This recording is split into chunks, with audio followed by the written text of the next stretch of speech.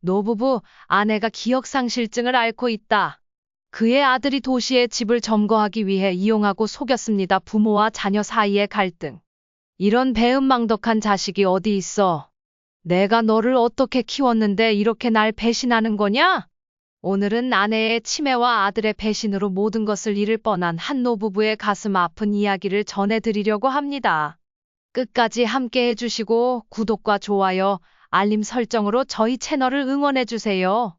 안녕하세요. 저는 송현준, 올해 70세입니다.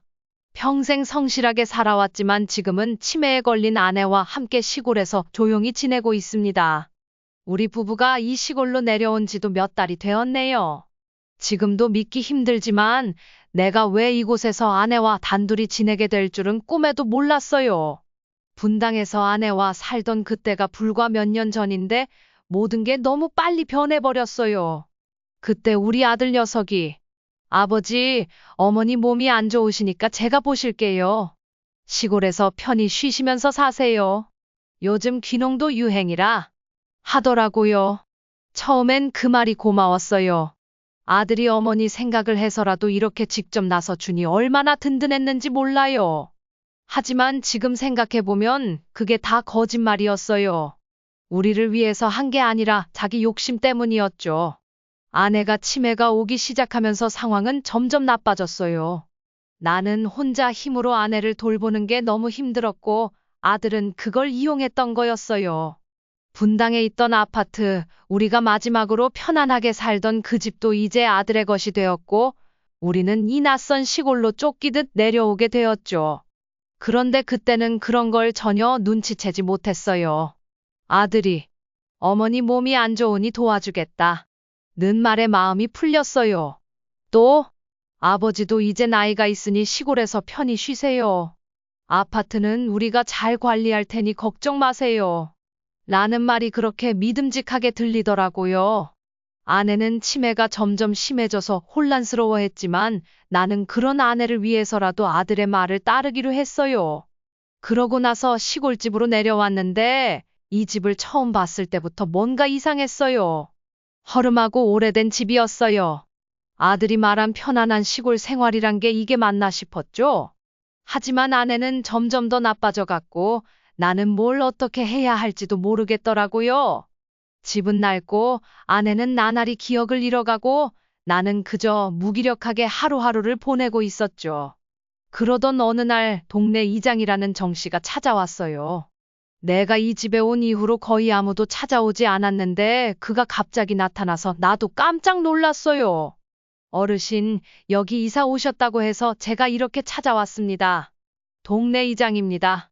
새로 이사 오신 분들한테 인사도 드리고 또 뭔가 궁금한 점 있으시면 도움도 드리려고요. 정 씨가 문 밖에서 이렇게 말하더군요. 나는 아내를 바라보았어요. 그녀는 그날도 정신이 오락가락했죠. 그래서 혼자 나가서 정 씨를 맞이했어요. 정 씨는 인상이 참 좋아 보였어요. 하지만 나는 이 상황이 마음에 들지 않았어요. 우리 사정을 남에게 말할 이유도 없었고 또 아들이 부탁한 것도 있었거든요.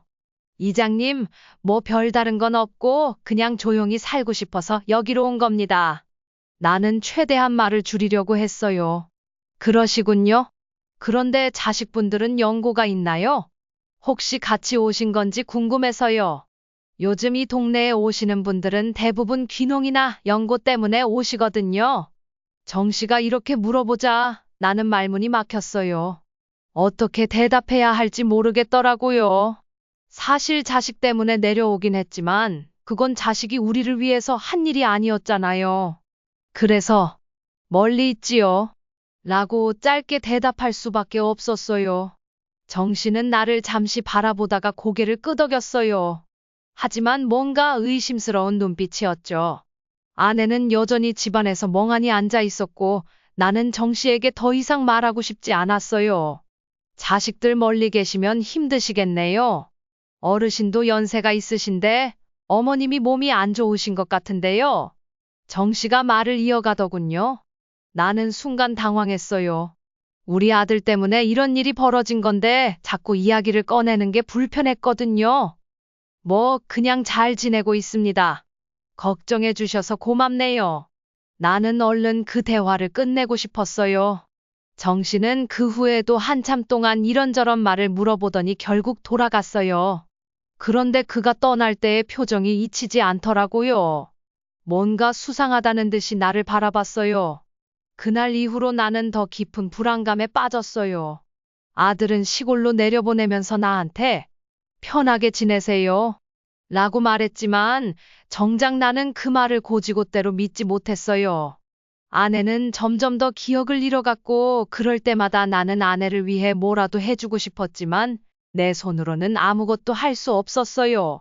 아들이 우리를 여기로 보낸 게 우리를 위한 것이라 생각하려 했지만 갈수록 마음이 편치 않았어요.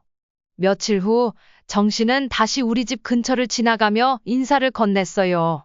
그때는 그냥 간단한 인사였지만 나는 그가 여전히 우리 사정을 궁금해하고 있다는 걸 느낄 수 있었어요.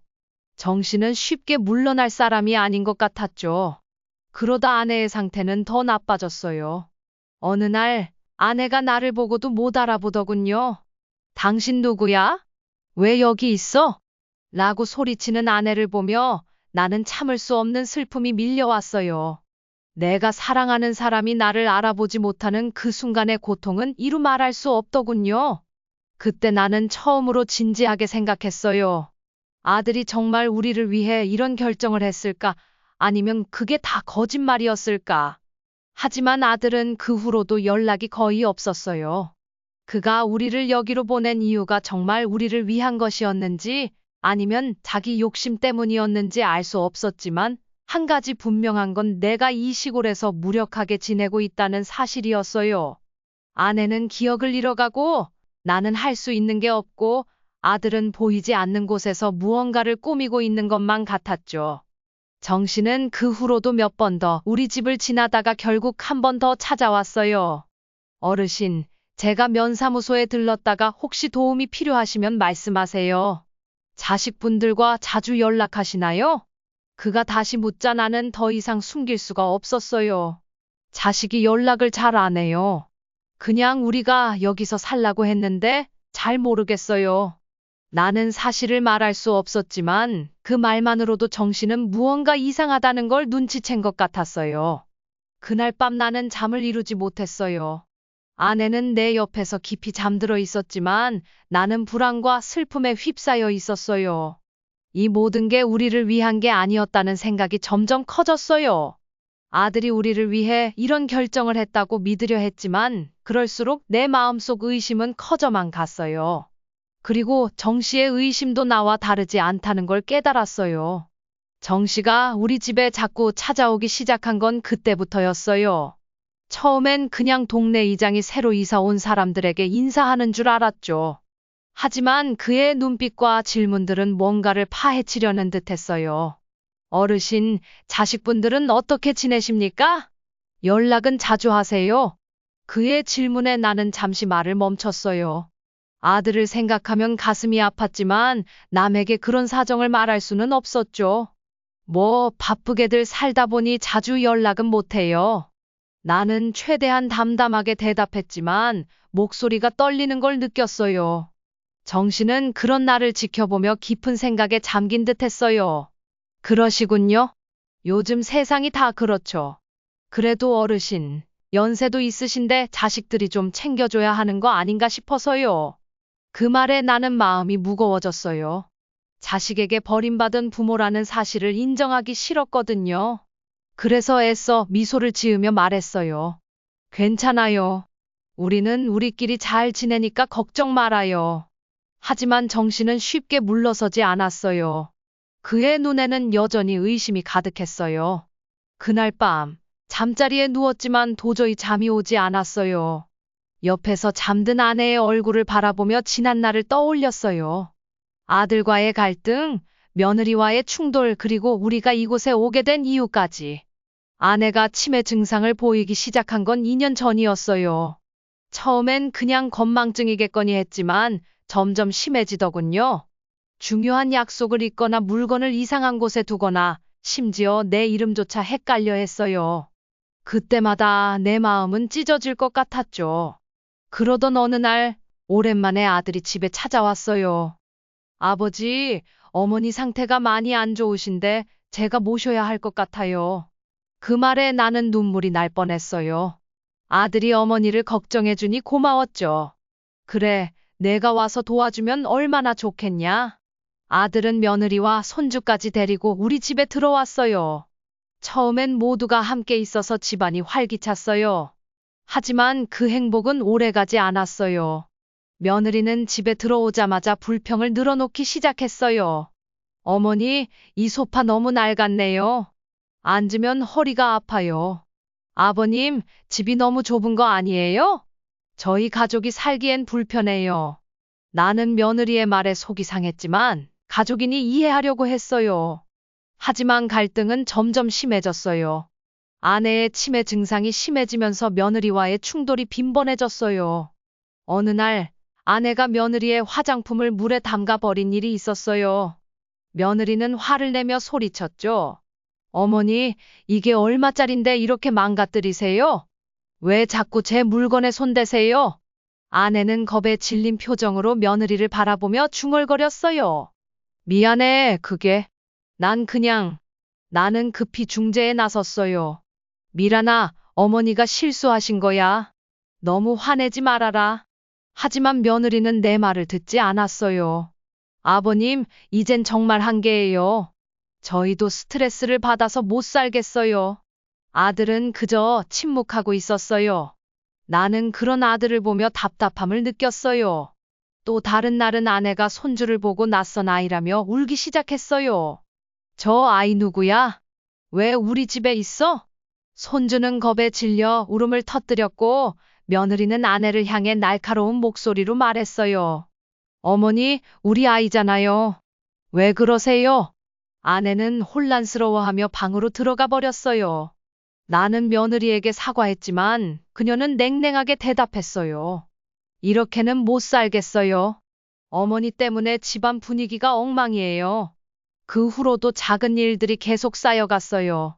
아내는 점점 며느리를 경계했고 며느리는 그런 아내를 무시했어요. 아들은 중재는커녕 오히려 멀리서 지켜보기만 했어요.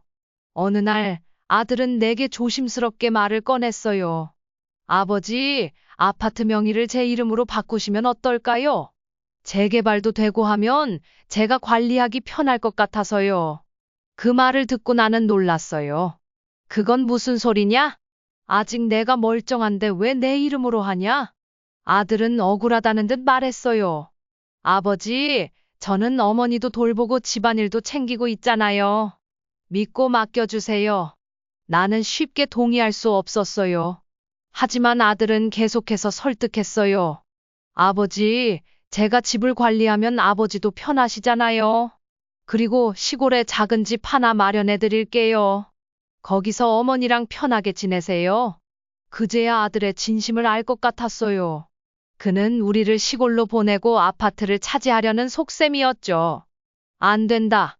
그럴 수는 없어. 단호하게 말했지만 아들은 포기하지 않았어요. 아버지, 왜 제 마음을 몰라주세요? 제가 부모님을 위해 이러는 건데. 그날 이후로 아들의 태도는 더욱 냉담해졌어요. 며느리는 아내를 대놓고 무시했고 집안 분위기는 얼어붙었어요. 나는 정 씨에게 그 모든 이야기를 털어놓지 못했어요. 가슴속에 쌓인 응어리가 터질 듯했지만 자식을 헐뜯는 말을 남에게 할 수는 없었어요. 하지만 정 씨는 내 표정만으로도 많은 걸 느낀 듯했어요. 어르신, 무슨 일이 있으신 것 같아요. 제가 도와드릴 수 있는 게 있으면 말씀해 주세요. 나는 애써 미소를 지으며 말했어요. 괜찮아요. 다 지난 일이에요.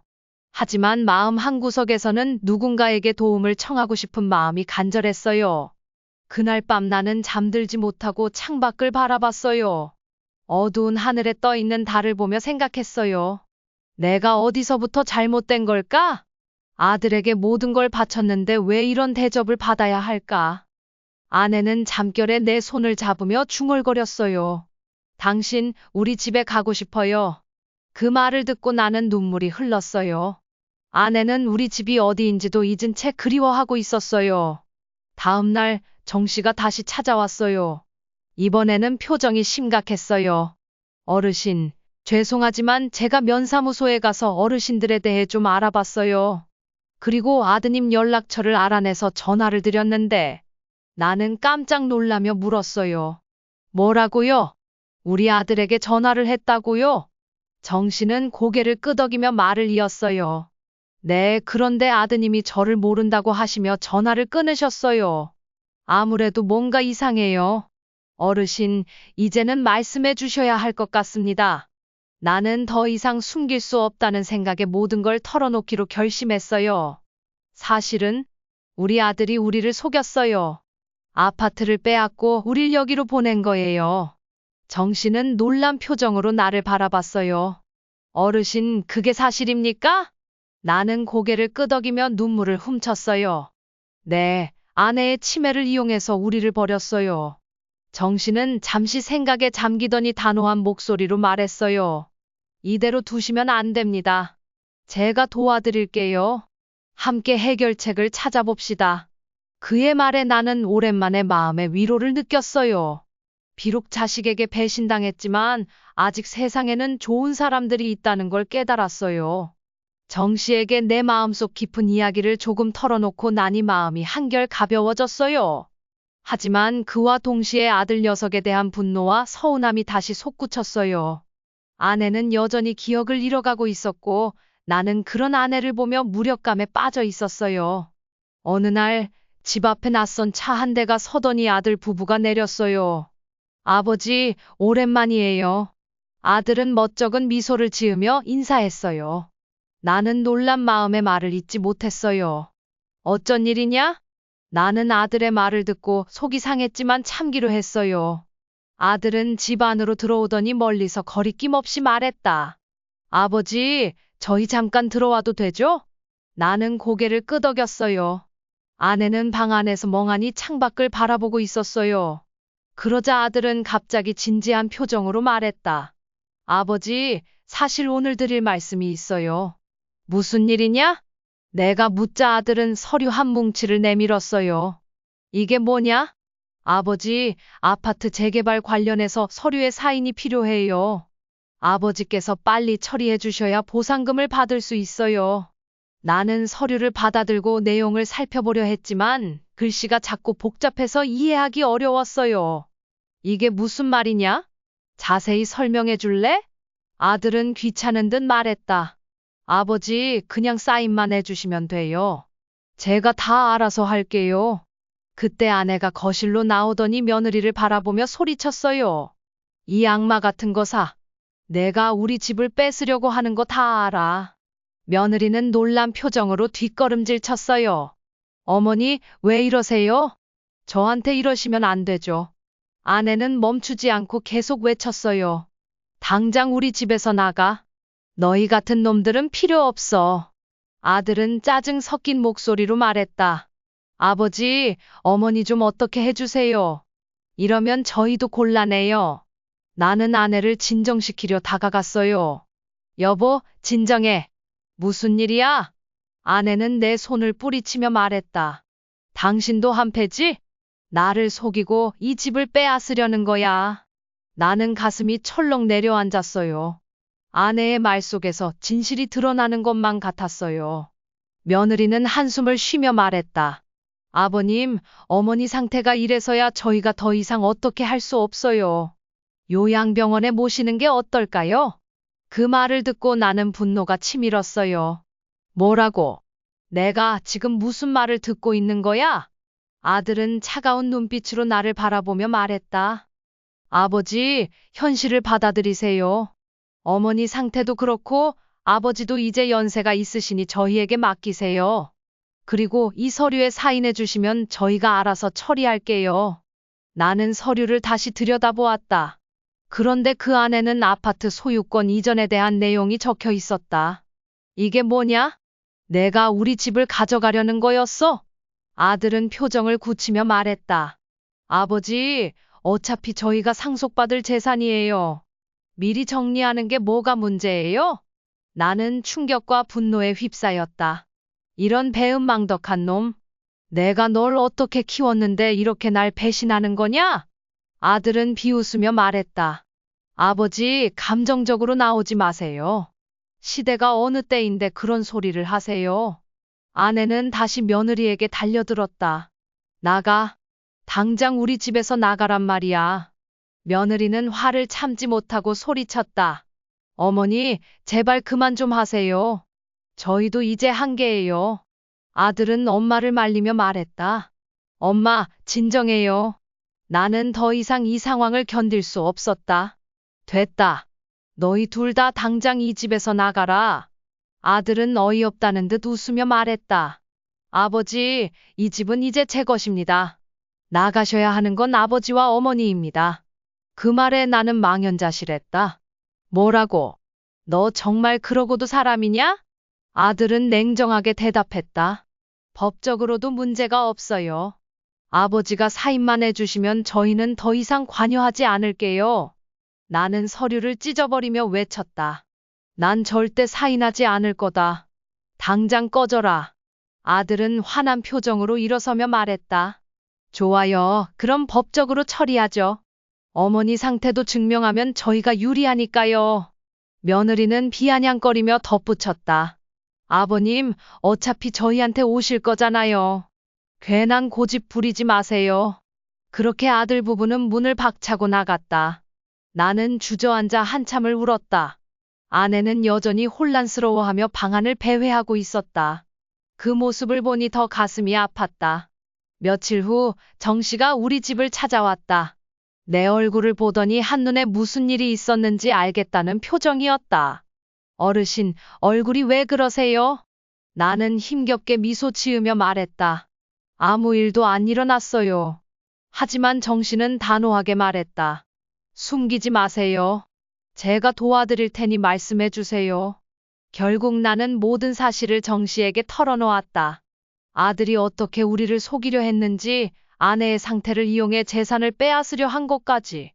정씨는 분노하며 말했다. 이런 페류나 같은 놈을 봤나? 어르신, 이건 그냥 넘어갈 일이 아닙니다. 나는 망설였다. 그래도 내 자식인데 어떻게 법적으로 대응을 하겠나? 정씨는 단호하게 말했다. 어르신, 이런 자식은 벌을 받아야 합니다. 제가 아는 변호사가 있으니 함께 가시죠. 그의 확신에 참말에 나는 조금씩 마음을 열기 시작했다. 변호사를 만나 상황을 설명하니 그는 심각한 표정으로 말했다. 이건 명백한 사기와 재산 강탈 시도입니다. 증거를 모아 법적으로 대응하면 이길 수 있습니다.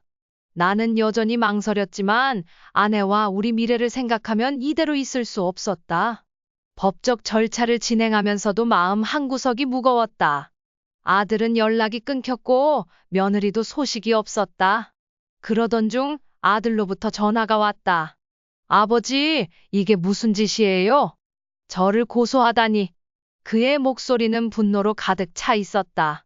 나는 담담하게 말했다.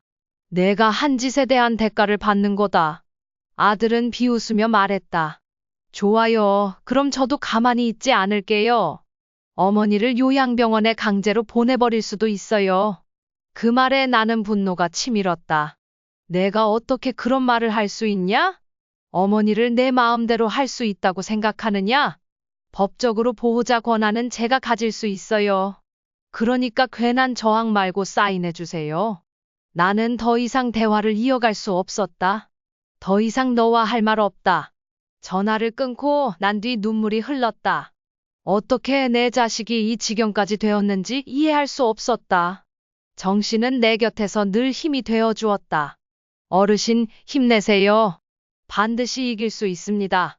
그의 격려에 나는 다시 한번 마음을 다잡았다. 법적 절차는 복잡하고 힘들었지만 결국 우리는 승소했다. 아들의 사기 시도가 드러나면서 재산을 지킬 수 있었다. 아들은 법정에서 고개를 숙이고 있었다. 나는 그를 바라보며 말했다. 내가 원하는 걸 얻지 못해도 아버지로서 너를 용서하지는 않겠다. 아들은 아무 말 없이 법정을 떠났다. 집으로 돌아와 아내에게 소식을 전했다. 여보, 우리 집을 지켰어. 아내는 희미한 미소를 지으며 말했다. 잘 됐네. 이제 편히 쉴 수 있겠어. 그녀의 말을 듣고 나는 눈물이 났다. 비록 그녀의 기억은 흐려져 가지만 우리의 소중한 집을 지킬 수 있어서 다행이었다. 정 씨에게 감사의 인사를 전했다. 정말 고맙네. 자네가 아니었으면 어떻게 되었을지 몰라. 정 씨는 미소 지으며 말했다. 어르신, 당연히 할 일을 했을 뿐입니다.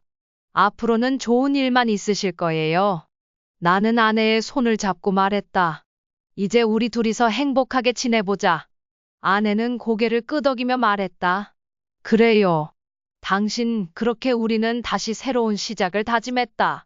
나는 아내와 함께 새로운 시작을 결심했지만 마음 한구석에는 여전히 아들에 대한 미련과 슬픔이 남아 있었다. 그래도 정 씨의 도움으로 재산을 지킬 수 있었으니 감사한 마음이 컸다. 마을 사람들도 우리 부부를 따뜻하게 대해주어 조금씩 안정을 찾아갔다. 하지만 그 평화는 오래가지 않았다. 어느 날 집 앞에 낯선 사람들이 서 있었다. 그들은 법원에서 나온 집행관들이었다. 송현준 씨 맞으십니까? 채무 불이행으로 인해 집을 유효 처분하러 왔습니다. 나는 깜짝 놀라며 말했다. 그게 무슨 말씀이요? 난 그런 적이 없는데요. 집행관들은 서류를 내밀며 말했다.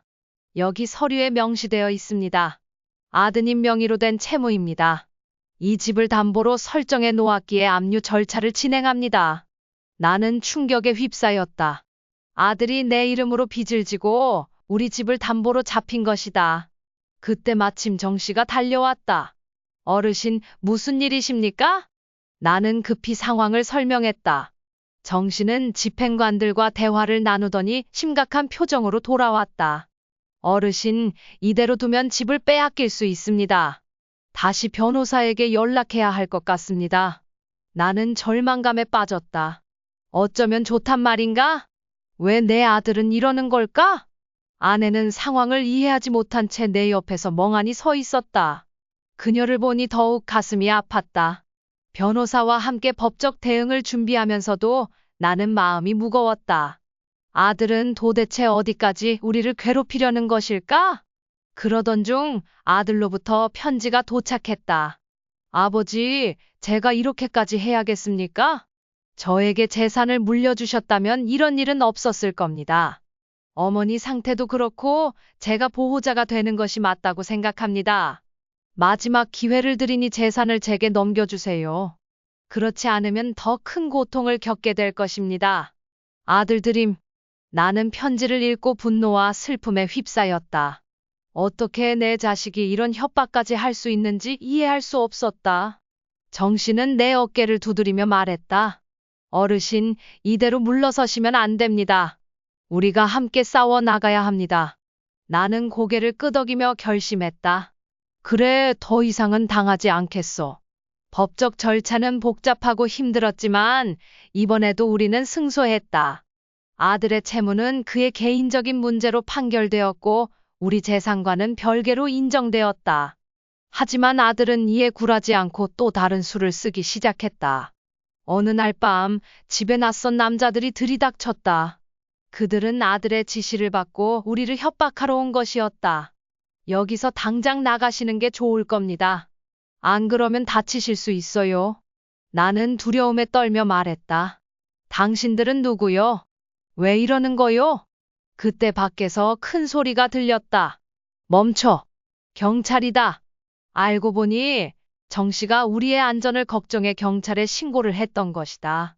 남자들은 경찰에 체포되었고 우리는 간신히 위기에서 벗어났다. 정 씨는 내 손을 잡으며 말했다. 어르신, 이제는 정말로 단호하게 대처하셔야 합니다. 아드님이라도 법의 심판을 받게 해야 합니다. 나는 깊은 고민에 빠졌다. 하지만 더 이상은 우리를 지키기 위해서라도 결단을 내려야 했다. 결국 아들을 상대로 접근 금지 명령을 신청했고 법원은 이를 받아들였다. 시간이 흐르면서 아들의 소식은 들려오지 않았다. 마음 한구석이 허전했지만 아내와 함께 조용한 일상을 되찾아갔다. 마을 사람들의 도움으로 농사일도 조금씩 배우고 아내의 상태도 안정되기 시작했다. 어느 날 아내가 내 손을 잡으며 말했다.